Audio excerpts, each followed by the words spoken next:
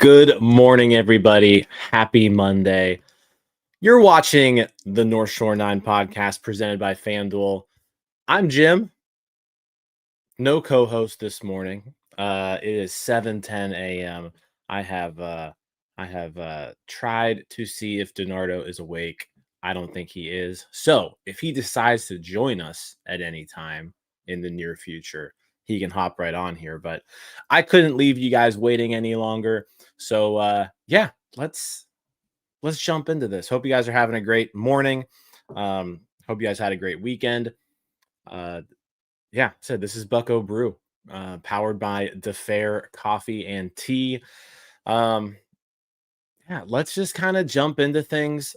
Somewhat slow news week over the weekend, but we did have a lot of stuff happen towards the end of last week. We had the Pirates non-tendering Dauri Moreta, Colin Holderman, Alexander Canario, Ronny Simon. We also saw them tendering contracts to Jack Sawinski, which was a surprise. Yohan Ramirez, another surprise. And then all the other folks who were arbitration eligible were tendered a contract. Joey Bart was another one that, a few people were curious on whether or not he would be non-tendered, but Joey Bart has been tendered a contract as well. I would say as far as just like some surprises go, Yohan Ramirez being tendering a contract is surprising to me just because he's someone who's bounced around from team to team to team to team to team over the last handful of years. He's never really been able to stick anywhere. And yeah, the stuff is pretty enticing. But like the results have just never been there for him. So it's not like he's a young pitcher. He's 30 years old. He's going to turn 31 next season. But yeah, Yohan Ramirez sticks around. His fastball did have the highest velocity that ever had last year. So perhaps the stuff is getting a little bit nastier as he gets a little older, but and it was $825,000 is what they spent on him. So yeah, he's back. And then the one move where everyone was super upset about, especially when we posted this on social media, was Jack Sawinski being tendered a contract. He's going to be making $1.25 million. And I think with Jack Sawinski, the reason why so many people are upset isn't just necessarily, hey, Jack Sawinski's on this 40-man roster, because like, let's face it, there's 40 spots. Like there's room for a guy like Jack Sawinski. And we'll get into a little bit more of like what there's some nuance to this as well. But I think what's frustrating with the Jack Sawinski tender is, the whole story, the rhetoric coming out of the front office, the leaks that have been happening all offseason, that the Pirates this offseason is going to be different. This offseason, the Pirates are going to go out there and they're going to spend and they're going to bring in some quality hitters, whether that be through free agency, whether that be through trade. I think people, you hear that and you want to see something real happen. And so whenever you find out, hey, the Pirates are bringing Jack Sawinski back for $1.25 million, I think people just get like really, really bummed out. And it's like, hey, hold on. You told me this was going to be different. Why are we bringing this guy back? Jack Sawinski, the last 2 years, negative 1.6 FWAR. WRC plus last year of 55. He struck out a third of the time last year. And the power seemingly is just gone. 3 homers and 178 plate appearances in his major league playing time last season. So yeah, it's I can understand the frustration. I said we'll get into a little bit of the nuance behind this as well. But yeah, this episode today, we're going to be talking about the non-tenders, the tenders, see if anything surprised us. But we're also going to look at all the players who were non-tendered around Major League Baseball. as well as some folks who were left off 40-man rosters who could make interesting Roll 5 targets next month. We're not too far away from the Roll 5 draft. We're like 2 weeks away now. So you've got that coming up. And like I said, the Roll 5 draft is one of the things where like you gotta be kind of choosy on this one, because if you take somebody, you gotta bring them on board for a full season. Otherwise, you don't want to just waste a roster spot throughout the offseason and and have to send them back. That roster spot can be pretty valuable throughout an offseason. So there's a couple candidates that when I was looking around that definitely interested me. But yeah, that's going to be our episode today. It's not going to be super long. It's definitely not going to be long if DiNardo never joins, because then there's only one of us to give our opinions. So yeah, we'll get into all of that. But before I do, let me tell you about our show sponsors, DeFair Coffee and Tea. Again, I don't have the exact ad read, so that's DiNardo's fault. But make sure you go visit DeFair Coffee and Tea, their flagship store in the Strip District. It's amazing. Vibes are immaculate. Their coffee's outstanding. If you're not a coffee drinker, they've got other stuff for you as well. They've even got food and breakfast items, things that you can eat throughout the day. They also ship anywhere in the world. And if you do place an order online, you go to defair.coffee. Use promo code NS930 for 30% off. And that coffee will get shipped to you. You can take 30% off of that. DeFair.coffee. It's a family-owned business. As I said, locations all around Pittsburgh. So definitely make sure you check them out. If you're local, if you're not, go to DeFair.coffee. Use promo code NS930 and get 30% off your coffee. So, all right. Pirates non-tenders. None of Dauri Moreta is the only one that's a little bit surprising to me. Colin Holderman had to go. Alexander Canario, I'm not even sure how he made it the entire season on the 40-man roster. Ronny Simon is just one of those guys where it's like how many Ronny Simons are there out in the world? Just nothing. There was no reason to keep him on board either. He does have he does have some options remaining, but like he didn't do anything at the major league level last year. Like I said, the one where it surprises me a bit is Dauri Moreta, mostly because like he wasn't expected to make a whole lot of money. You're looking at like, I mean, the projections I saw were like right around 800K or so. And yeah, I mean, just they cut him. The last 2 seasons just got hitters out. Strikeout rate was good. Control was pretty decent. I'm curious to see, like, I would imagine he lands somewhere. But I mean, last year he pitched 58 innings for this team, 3.72 ERA. This season, right around 17 innings. He was hurt. Remember the first half of the year, 3.24 ERA. So just some productive innings that he gave you. And like I said, I'm surprised the Pirates decided to hold on to like a Johan Ramirez as opposed to Dauri Moreta. I get Ramirez's stuff is certainly nastier than Moreta's, but Moreta has kind of shown over the course of 2 seasons now that like he can get major league hitters out. Like John said, it definitely could have been an options thing. Like Dauri Moreta was out of options. But like so was Johan Ramirez. And the Pirates decided to keep Ramirez. So they decided to go with the guy with the stuff as opposed to the guy who's actually gotten the results at the major league level.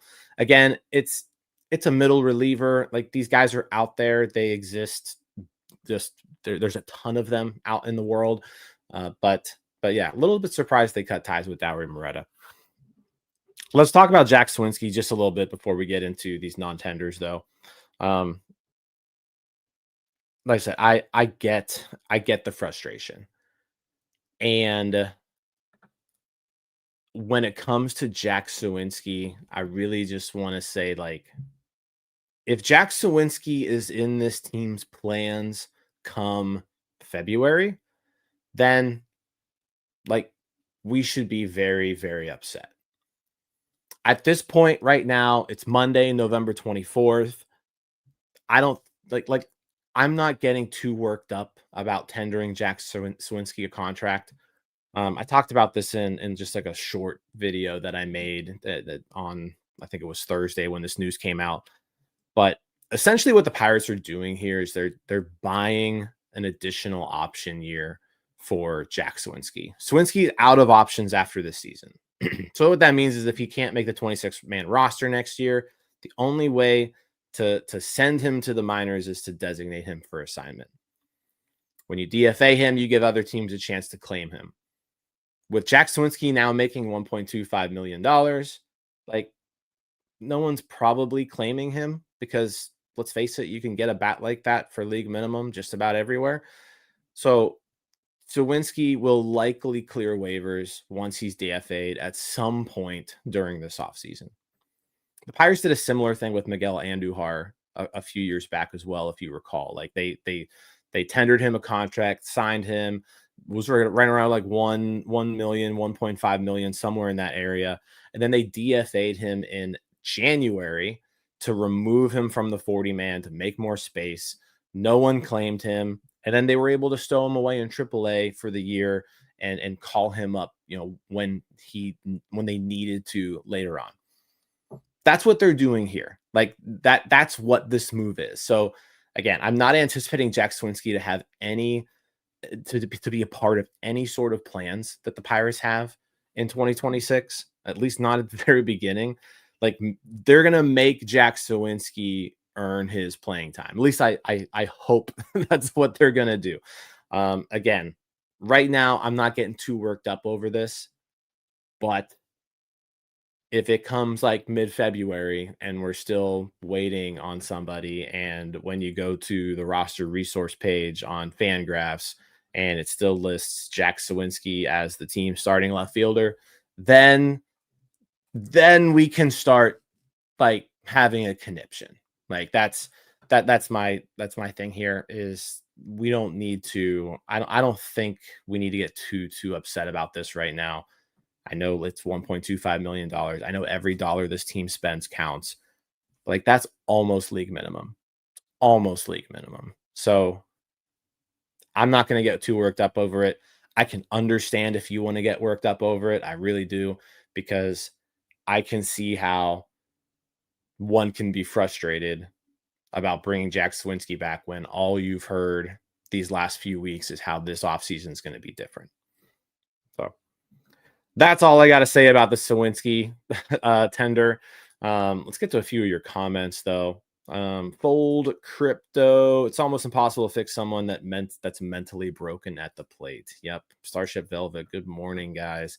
Yeah. So that's, I said, I nothing too surprising. Few things that caught me off guard a little bit, but yeah, I think we can live with all of these decisions that were made last week. What I do want to get to, though, is title of the show.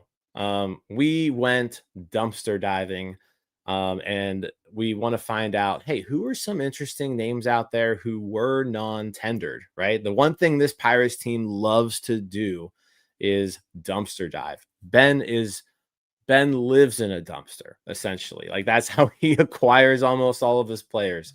So we're taking other teams' trash and seeing if, hey, maybe is there any sort of treasure out there. So let's get into it. I actually made a little bit of a slide deck for you guys to give you all a visual. But let's talk about some 2025 non-tenders, some options out there who teams declined to tender a contract to on Friday, which means they are now free agents. Again, these are teams where they could have offered them a contract to stay with them. They decided, no, we don't want you anymore. So now they are free agents. I broke this down into a few categories. We've got catchers, we've got infielders, we've got outfielders, we got right-handed pitchers, and we got left-handed pitchers. So Let's start with the catchers. So, a position of need for the Pirates. Let's face it. I mean, they did tender Joey Bart. So, Joey Bart is here. He was basically a league average hitter last year, but you really saw the power kind of just disappear with Joey Bart. And then obviously Henry Davis is kind of is there as well. But you'd love to be able to complement Davis with someone who can hit a little bit, but also can field a little bit, because what we saw last year from Joey Bart is the defense just wasn't there. It seemed to take a pretty big step back. What's weird is that, like, by defensive metric standpoints, it was Joey Bart's best season, but I don't know about you. I watched 150 plus Pirates games last year, and Joey Bart looked ridiculous back there behind the plate at times. And I think I think you can tell that the fact that like Paul Skeens wouldn't even pitch to him. Like Paul Skeens was like, I need Henry Davis as my catcher. I can't pitch to Joey Bart. That means something, right? Jay Greasy, now we're talking. This is a Ben Sherrington wet dream right here. We've got we've got dumpster diving. All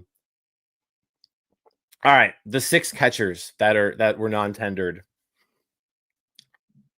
There's one name on here who I think it's worth at least discussing.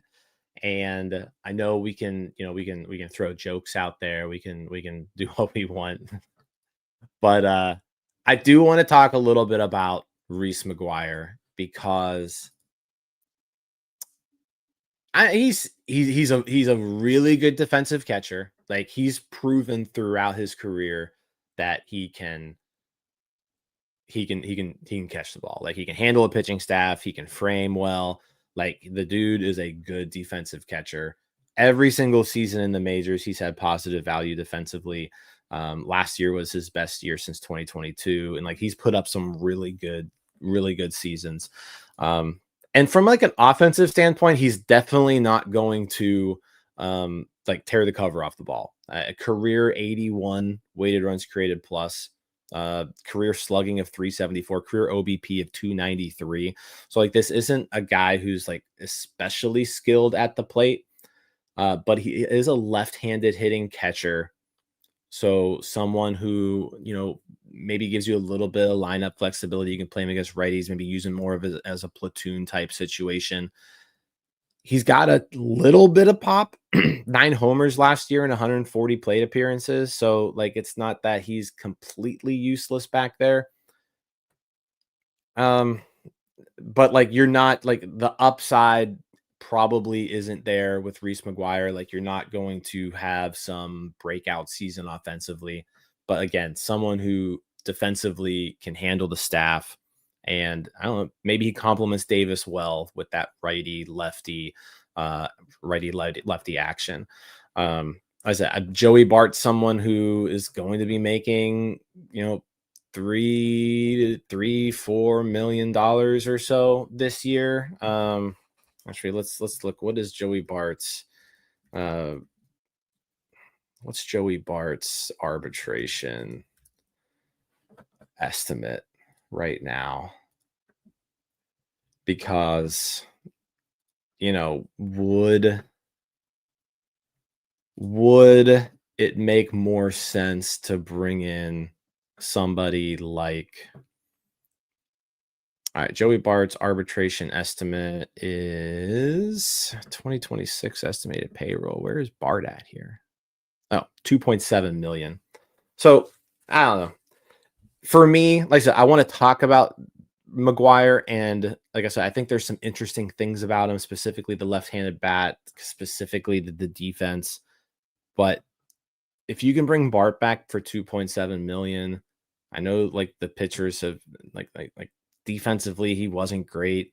I think you've got to figure out a way to like make sure he gets a little bit better there. Maybe you use Bart in other situations too against left-handed pitchers, because like John said, like Joey Bart does do that one thing really well. he can hit lefties. And even last year with the power being zapped the way it was against lefties, 306 batting average, 419 on base percentage, 472 slugging percentage. That's an 891 OPS, a 152 weighted runs created plus. That's something right there that you're getting out of a premium position. And I think what I would, I mean, depending too on what Rafael Flores brings you, like, can Flores be that backup catcher? And maybe Joey Bart is a platoon option with Spencer Horwitz at first base. So there are ways, I think, to deploy Joey Bart that makes sense for $2.7 million. So when it comes to catchers, McGuire caught my eye here, but I think I'm rolling. I think I'd rather have what I have than Reese McGuire. Jonah Heim's another name, just to kind of talk about him. The Rangers did non-tender Jonah Heim. I mean, Heim had a couple really, really, really good years and was one of the best defensive catchers in baseball a few years ago. And in 2023, he actually hit the ball a little bit too. He became an all-star, but really since then, he's been dreadful. He's been bad offensively. He's been bad defensively. He's been a bad baseball player the last couple of years. So I'm sure he'll land somewhere because he's a catcher and he's shown he can hit at some point. He's also a switch hitter. And like there was some really good defense in there at some point in time. So someone will grab Jonah Heim, but I don't know. I kind of want to pass on that. All right. Catchers. We're done talking about them. Let's talk about infielders. This list includes Ronny Simon. Ramon Urias is another one who is non-tendered.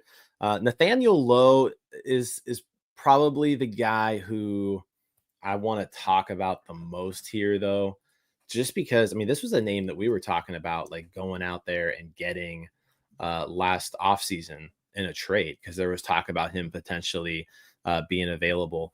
I mean, throughout his career, Nathaniel Lowe has just put up some good seasons. His career weighted runs created plus is 117. In his first 6 seasons in Major League Baseball, 109, 103, 114, 143, 118, 123. So like Nathaniel Lowe up to last year would be one of the best hitters the Pirates have had this decade. Like it would be him and Brian Reynolds essentially neck and neck. Last year, though, age 29, he just takes a big step back. Weighted runs created plus of 91. The on-base percentage dropped big time. That was always sort of his calling card, was, being able to get on base. On-base percentage dropped to 307. His career on-base percentage is 347. Slugging percentage dropped below 400 for the first time ever. John brings up maybe like a low Bart platoon. I'm assuming that means moving Horwitz over to second. Here's my thing with something like that. Like, I'm open to the idea of Spencer Horwitz moving to second base, but like it's got to be for like a really good reason. Like, I'm not moving Spencer Horwitz to second base because I acquired Nathaniel Lowe. I'm moving Spencer Horwitz to second base because I got Pete Alonso, right? Or like how we heard last week, the Pirates were in on Josh Naylor. Like, that's my thing, is like, if the Pirates are thinking, hey, I can bring in a first baseman who can hit, then I'm open to that discussion of moving Horwitz around, but I'm not doing it just to bring in Nathaniel Lowe. Everything went bad for him last year. And I mean, it could just be that he's a first baseman. He's getting older. But like, you look at his StatCast page, his bat speed went down. His actual speed went down. His defense got worse. Like, lots of red flags in Nathaniel Lowe's season last year where, I don't know, it just kind of screams stay away right now, because he's just a lot of signs of the aging process happening here, where now that he's on the other side of 30, I don't know if he bounces back. So that's really the only infielder here I would have any sort of interest in though, is Nathaniel Lowe. Outfielders. We got a few names to talk about here. I want to start off with JJ Bleday. Another name who last offseason, a lot of people were like, hey, we need to go out there and we need to trade for JJ Bleday. This is probably the most interesting offensive candidate for me in terms of upside, like multi-year upside. There are some other options on this list that we'll talk about, but Bleday is 28 years old, just turned 28, and he's a year removed from a 3.2 win season. In 2024, 20 homers, slugged 437. The underlying numbers were decent. 120 weighted runs created plus. He played okay defense. Like, he's someone who I think you need to play him in left field. Like, he's not a center fielder, but if you can put him in a corner, like that's where he can at least look a lot better. Last year, though, things went haywire.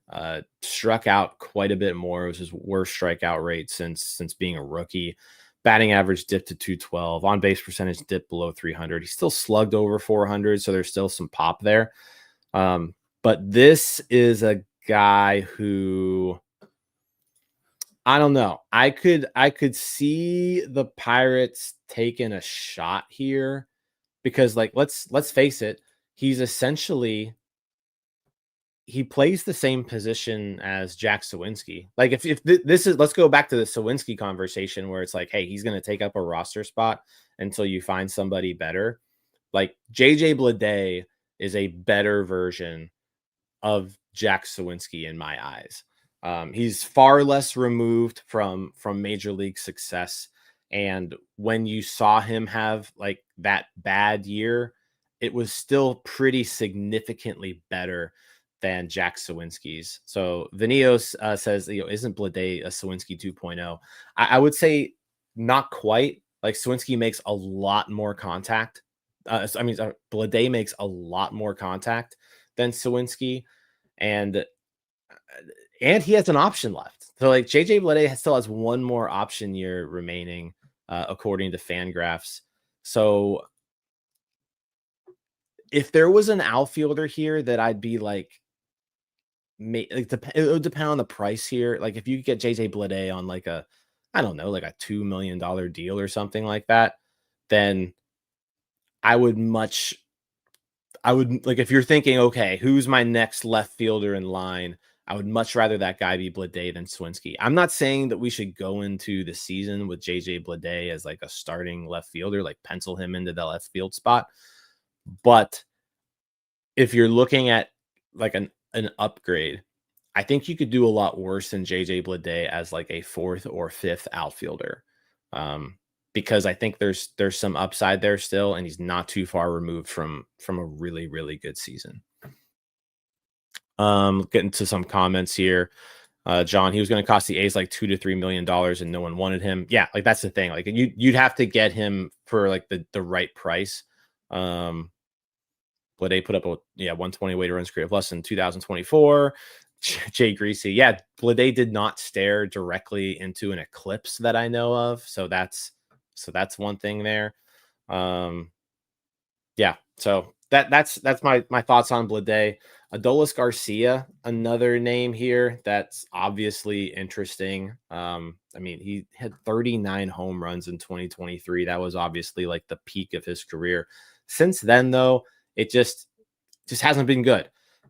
He's a guy who swings and misses a decent amount, and even though the strikeout rate has gone down surprisingly from like when he was at his peak, so like, he is making more contact, but he's walking less. He's getting, he had a 271 on base percentage last season.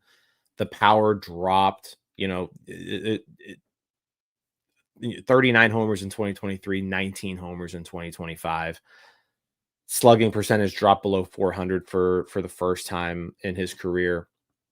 So, like I said, and he's definitely on the older side. Like, he's going to be 33 next season.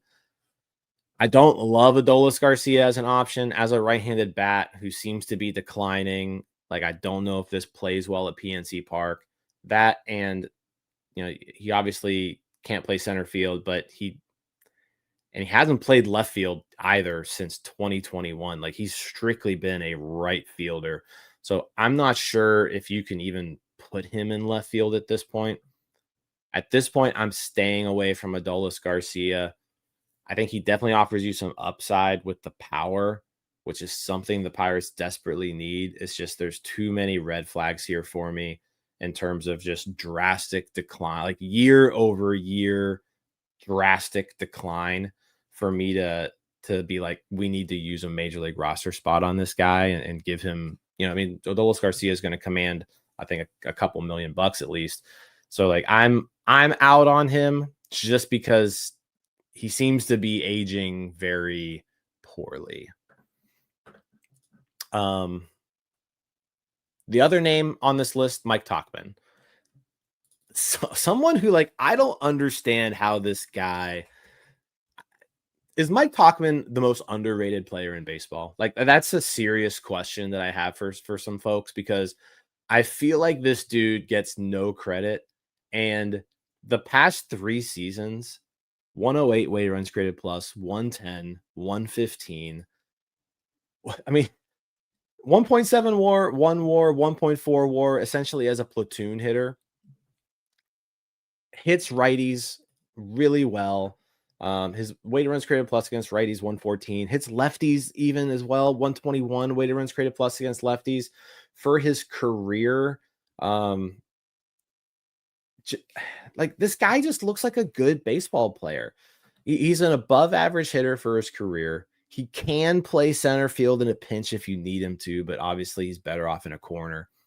Like, I'm not saying like Mike Tauchman needs to be given 600 plate appearances, but this is a guy who's like consistently been given 300 to 400 plate appearances the last few years. And he's done nothing but hit. He's been fine defensively. Look who just woke up. He said, "Do you want me to hop on?" I was like, "You can hop on. We're almost done."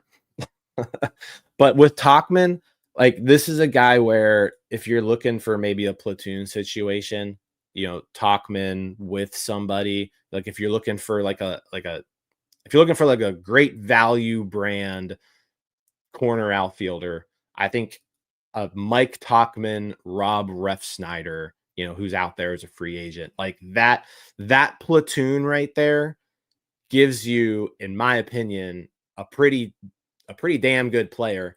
And you can do that for not a lot of money, if you whiff out on somebody. So Tauchman's a guy to just keep an eye on, because like I say, he seems like someone who can at least contribute to this team. Out of everyone on this list, Mike Tauchman is probably going to put up the best 2026 season. So curious on your thoughts on that. Like I said, I would be open to, like, if you're not able to go out there and land an everyday corner outfielder, you can create one with a pretty good platoon situation. With Tauchman being one of those platoons. All right, lots of pitchers here. So lots of pitchers. Few names on this list that are interesting to me. I don't really want to talk about all of them. Jacob Webb, though, I do want to talk about Jacob Webb. He was the one that kind of stood out when I first looked at this list. 32 years old. Last season pitched 66 innings for Texas. 21% strikeout rate, 7% walk rate. This guy's pitched in 4 different postseasons. He's just pitched on good teams, good winning teams. 3.00 ERA last year, 3.02 ERA the year before, 3.69 the year before that. And he's given you over 50 innings every year. Like Jacob Webb strikes me as the guy on this list where it's like this dude's just a solid relief pitcher. There's nothing super flashy about him. But like this is a guy who you bring him in for the middle innings, got a good fastball, he's got good off-speed pitches. This is a guy who I could target for a semi-cheap deal. John's asking about Pete Fairbanks. Pete Fairbanks was not non-tendered. His option was just not picked up. So he doesn't really qualify on this list. But yeah, like I said, lots of names here to talk about. The guy that I would point out, Jacob Webb, just strikes me as a guy who seems to be a good pitcher. DiNardo looks like he's here as well, getting ready.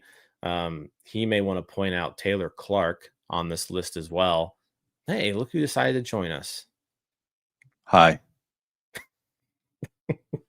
46 minutes late, DiNardo. I have no idea what happened. I apologize. Taylor, never heard an alarm, anything. You're good. We're talking about right-handed pitchers. I know yeah. No, I just heard your last one. Yeah. But yeah, you talk about Taylor Clark. I mean, that's a guy that I had some interest in as well. I mean, it just seems like a very solid all-around pitcher. And of course, the thing that stands out is like the slider. Very, very good slider. I mean, he was out all of last year. 2023, really good slider. 2025, really good slider. He just seems like a very solid middle reliever. Someone that you want to get your hands on. And like, I feel like, again, like in the Pirates, we kind of trust, right? I mean, this kind of seems like to be a guy that fits the mold of the Pirates, at least the old Pirates, right? I don't know what they're going to be coming forward with the new pitching coach and whatnot, how it's going to work. But it just seems like this is a guy that kind of fits that mold. So Taylor Clark, very solid right-hand pitching option for them. Yeah, you mentioned the slider. Very, very good slider. So, yeah, I mean, that's, again, another interesting name. John says we have this at home in the form of Chase Shugart. I think we do. I think the bullpen is definitely, like, to John's point, I don't think the bullpen is necessarily at least the right-handed relief options in the bullpen isn't necessarily like a huge need. I think you could maybe add like one more guy specifically to like the back end of the bullpen. They definitely need like a legit lefty in the bullpen. So that brings us to our next slide, the left-handed pitchers. Not as much here. I know, DiNardo, you had some interest in Sam Hentges, right? Yeah. Almost the same thing, just the lefty version with Hentges. I mean, he's been really solid. Hentges, by the way, Hentges. Hentges, yes, yep. Hentges. Like he's been really solid. Strikes out quite a few guys. I mean, he looked like last year, 23.2 innings. He was injured. Didn't pitch the full year, obviously, but like the years before that, 62 innings, 2.32 ERA, 2.48 FIP. The next year, 52.1 innings, a 3.61 ERA, however, a 2.64 FIP. He's been like a one-WAR pitcher the seasons prior. And like I said, last year with the injury, 3.04 ERA, 23.2 innings. Good stuff. Just, has the injury, leg injury, I believe. But like all signs point, he should be here for most of the season. He'll be delayed the offseason workout, but like he should be here. And for a lefty pitcher, I think this guy fits a pretty solid need for the Pirates if they could, get his hands on him. Yeah, they definitely need to find somebody. I don't know if I would go with anyone on this list. I mean, Joey Lucchesi is another name who is, at least somewhat interesting. Like he's put together a decent major league career. Mm-hmm. But I don't know. I feel like I'd rather go out there and just like re-sign, like get me Caleb Ferguson again. Like I'd take Caleb Ferguson over any of these guys. Oh, I would probably agree with that for sure. But and Yeah. I guess I also look at this too. I mean, how John said about the righty, it's like, this isn't a need. Pitching's always a need. It's always a need. You never have enough of it. So, some of these guys, I don't think you're going to maybe get like how Tanner Rainey was acquired last year. And this is how we were talking about Tanner Rainey, and he came on a minor league deal and such. And, I don't know if you're scooping the guys that we just mentioned in that regard, but maybe Chase, like we have a Chase Sugar. Great. That's called depth. That's something you're going to need. Even the Pirates needed it this past year. They had what's his name pitching how often? Well, now he got signed. The reliever they signed, avoided arbitration with for $800,000. You know who I'm talking about. Yohan Ramirez? Yeah, Yohan Ramirez. Yeah. I mean, like you had Yohan Ramirez coming up here because they needed innings and such. So, if they're going to be in a playoff team, you're going to have relievers. Yeah, I mean, there's definitely going to have to be people on here. I just think like none of these names really, they don't really excite me too much. There are some people on the right-handed pitcher list where I like, you know what, I'd be cool with this signing. Like these are guys. So yeah, I agree there. Yeah, let's that does it for our non-tenders. You joined there right at the very end, so appreciate you. Glad I could help. Be of service. Yeah. Time to just spend a little bit of time on some Rule 5 guys that I also want to discuss. There is one name in particular that if I am the Pirates, I am targeting. And I'm not sure if this guy is someone who this guy's going to get picked. Like he's going to get picked. I have no doubts in my mind. It's just a matter of can he make it to where the Pirates are? Because outside him, like there's not too many people who really intrigue me to like spend a roster spot on. There's a couple, but the one is Yordany Monegro from the Boston Red Sox. He had Tommy John surgery in June.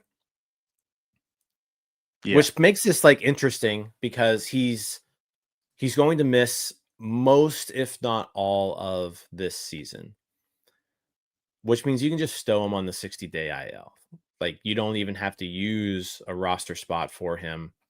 The thing though is like this guy's a super interesting prospect. Nasty stuff.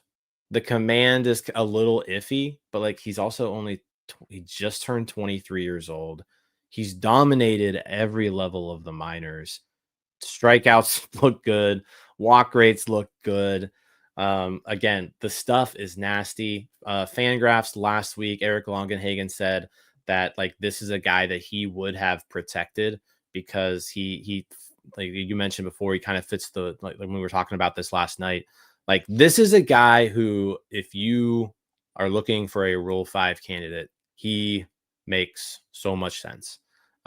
Because you don't have to use up a 26-man roster spot on him. When he does get healthy, it's going to be like towards the end of the season. So you can then make that decision.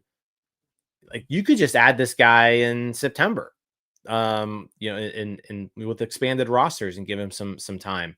And then you can send him to the Arizona Fall League. Like this is a guy where you can kind of get him ready and amped up for 2027, and just getting a pitcher like this in your organization could be a huge deal.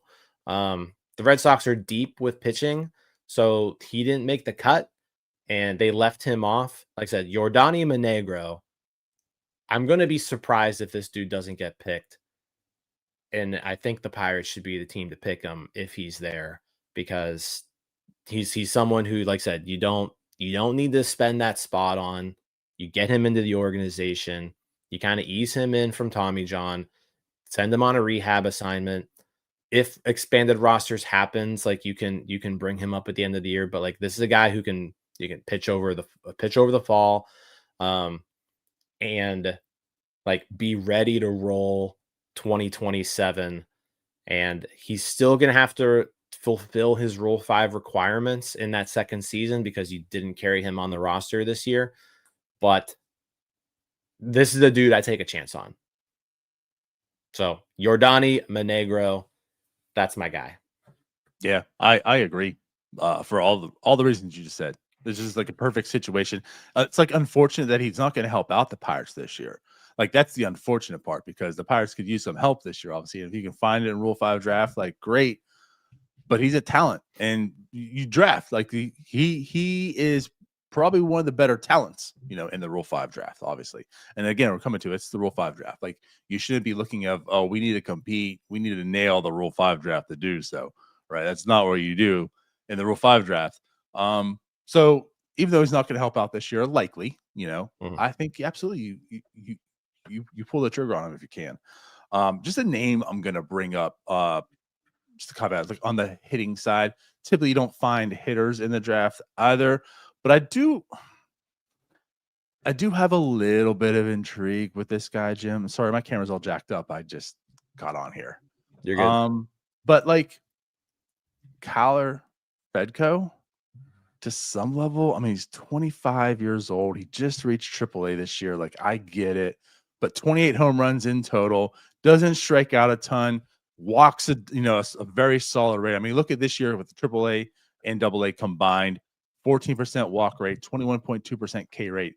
He hit 258, 367, slugged 487, a 131 weighted runs created plus. And in this small sample of the 42 games in AAA, still a 115 weighted runs created plus. He fared his own there. And of course, his name is Fedko. So he's got to be a Pirate, right? You got to bring him into Pittsburgh. Just that alone. His name is Fedko. But in all seriousness, the one thing is like, all right, they signed Jack Swinsky to that deal. Like I could look at this as like, okay, if I'm going to stash some guy, maybe I'm over Jack Swinsky, maybe bring in Fedko. So again, I don't really foresee them taking him. Of course, they could use some outfield help. He has, like I said, a little bit of intrigue for me, but not enough for, he's my guy over the guy who was mentioned for the pitcher. Yeah. For me, if there's a hitter to take, and I don't love any of the hitters here just because like that is a more valuable roster spot, that you're like, it's harder to hide a hitter. Like they're going to have to play a little bit. I don't know. Well, I guess we had a Canario last year who like didn't play at all, but like there is something to me with Gavin Cross, with Kansas City. Mostly like, I mean, he's toolsy, right? Like he's very toolsy. He's just someone who hasn't been able to put those tools together. A former top 10 pick. He was the 9th overall pick in 2022. He's got some pop. He's got the speed. He just, like I said, just hasn't been able to put it all together. So if I were a team not trying to win, I'd maybe look at Gavin Cross to like platoon somewhere. But I don't think the Pirates are in any sort of position to take a position player in this draft. Like I said, I like the opportunity that provides itself with a Yordany Monegro. If you are looking for like a left-handed pitcher option, kind of going back to Boston as well, Hayden Mullins is another guy who interests me, because he's been a starter throughout the minors. He's had good results, good stuff. Lefty, so you could multi innings out of him if you need to. Someone who I feel like you could also slot into a bullpen, and like not as your main lefty. Like he wouldn't be your main lefty. He'd kind of fill in that like Jose Hernandez role that we had a few years ago, where he'd be like the first lefty out, into the 6th inning or something if you needed to, and could pitch an inning or two. So like Hayden Mullins strikes me as another guy who's a potential candidate here. But outside that, like I don't really want to get too deep in Rule 5 just because, I mean, there's like a 50-50 chance the Pirates just pass anyways. Yeah. Even probably more than 50%. But there are some interesting names in here to just kind of keep an eye on, in case they do drop to you. surprisingly, they're also both from Boston for me. So there is that Ben Cherington connection. Obviously, we have scouted Boston's system quite a few times, I'm sure. So I'm sure the Pirates are well aware of these two folks. But yeah, Yordany Monegro, Hayden Mullins, those are my two main targets for the Rule 5 draft. Yeah.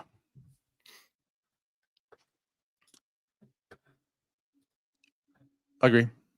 So where we at, Captain? That's the show, Donardo. Glad I could give my best David Bednar impression. Yeah. So coming up this week, we've got what, another NS9 Live on Wednesday. So day before Thanksgiving, we'll be doing an NS9 Live. And then Sicko Sound Off on Friday. Is that the plan? Sicko Sound Off. Yep. Jimmy asks us for going to winter meetings. We will be in Orlando for winter meetings. We'll have tons and tons of stuff for you while we're down there. So yeah, all week long we'll be, well, it's Monday, Tuesday, Wednesday. We'll be there. So we'll be there Sunday to Thursday. We'll have 2 live shows while we're down there. We'll have Bucco Brew on Monday morning. We'll have NS9 Live Wednesday night. So we'll do those both from winter meetings. And then kind of how we've done the last few years. We'll make sure that there's plenty of stuff out there throughout the meetings for you guys. Yeah, like I want to stress, we're going to be live at least twice. Yeah, we'll be live. 2 scheduled shows. We'll absolutely be live more than that, though. So stay tuned. But yeah, of course, we'll have tons of content coming your way. Hopefully, a lot of good information to make the content enjoyable coming your way. And yeah, I mean, you figure last year that's when the Spencer Horwitz trade went down. So maybe something bigger this year. Maybe they are fishing in the bigger waters. Who knows? Maybe we'll be talking about Yordany Monegro or Hayden Mullins after the Rule 5 draft. There it is. Big full circle moment. Yep. What do you think the FanDuel odds would be that the Pirates pick somebody in the Rule 5 draft?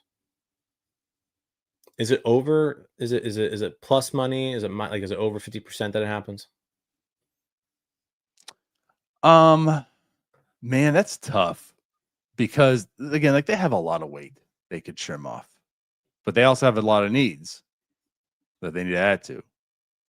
And I don't know if there's anyone that's, I'll say plus money. I'll say plus money. Those are my odds. Okay. I'm going to put it like right at even odds. I'm going to say it's like a 50-50 shot. Yeah, it's like just slightly over 50, I'll say. Because I do think, again, like this is a good way you can start attacking the bullpen. Mm-hmm. Again, the good teams build bullpens cheaply. I mean, we talk about time and time again. I mean, the Pirates have essentially done that. And I know, again, like he's not going to help out this year if you go that route, but that's certainly an option. I feel like they'll take somebody. All right. Well, I'm glad you could join us for the last 10 minutes or so there, Donardo. Everybody, thanks for watching. Thanks for listening. Subscribe, like the video, all that good stuff. Leave a review, leave a comment if you're listening. You guys are the best. It's been an awesome off season so far. Plenty more coming your way. But yeah, this was Bucco Brew, powered by DeFair Coffee and Tea. And I'm Jim. That was Donardo. We'll catch you later this week, guys. Bye-bye. All right, that wraps up this episode of North Shore 9. Thanks so much for tuning in. Whether you're listening on the podcast or catching us on YouTube, if you enjoyed the show, please give this video a thumbs up and don't forget to hit that subscribe button if you haven't already. It really helps us grow. And if you're listening on the podcast, a quick review goes a long way in helping others find the show. Plus, be sure to tell a friend about us. There's always room for more here in the NS9 community. And for those looking to support us a little more, consider joining our Patreon, become an MVP member, and get exclusive perks while helping us continue to bring you more of the Pirates content you love. Thanks again for all your support, and let's go Bucks.